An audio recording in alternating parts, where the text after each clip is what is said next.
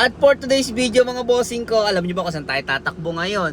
So tatakbo tayo ng Mahayhay, Laguna. At dahil nga ang itatakbo natin yung ating 210 na napakamura at talagang napakaganda at quality. So meron tayong kasamang muse for today's video mga bossing. So bound to Laguna, Mahayhay tayo mga bossing. Samahan nyo kami, let's go. At fast forward nga mga bossing ko, nasa biyahe na tayo papunta ng Mahayhay, Laguna. Ito nga pala yung itatakbo natin, yung 210 na pagkamura-mura lang. Ito nga pala ay naka 1,500 watts na motor at controller niya.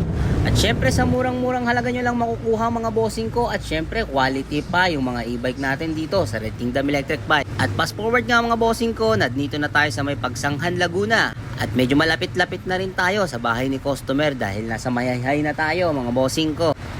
At syempre mga bossing, sa mga naghahanap nga dyan ng e-bike na napakamura lang at syempre quality, message lang kayo sa Red Kingdom Electric Bike. Marami kayong pagpipilian, 3 wheels at 4 wheels. At fast forward nga mga bossing ko na makarating na tayo sa bahay nila customer. Solo nga tayo mag-a-assemble ng unit na to dahil napakadali lang naman. Kaya naman sa mga naghahanap ng gantong klaseng e-bike, kung hanap nyo mura at quality, ano pang hinihintay nyo, message na sa Red Kingdom Electric Bike. Lahat nga ng mga unit sa Red Kingdom Electric Bike, murang-mura nyo lang makukuha yan. At fast forward nga mga bossing ko, after natin ma-assemble yung unit ni customer, agad-agad na nga nating dinedemo yan at nang sa ganon, ma-test drive na nila customer. Dito nga sa part na to mga bossing ko, dinedemo natin kila customer kung paano gamitin yung anti-theft alarm at paano siya paandare. At after nga natin mag-demo na-test drive na rin ni customer. At after nga nyan, mag-i-interview tayo ng after natin ma-assemble yung e-bike nila customer. So, natapos na rin natin i-demo. So, itatanong lang natin kila customer ng very short lang bakit nga sa atin sila nag-avail sa dinami-dami ng mga e-bike seller dito sa area nyo. Sa amin kayo nag-avail, ma'am.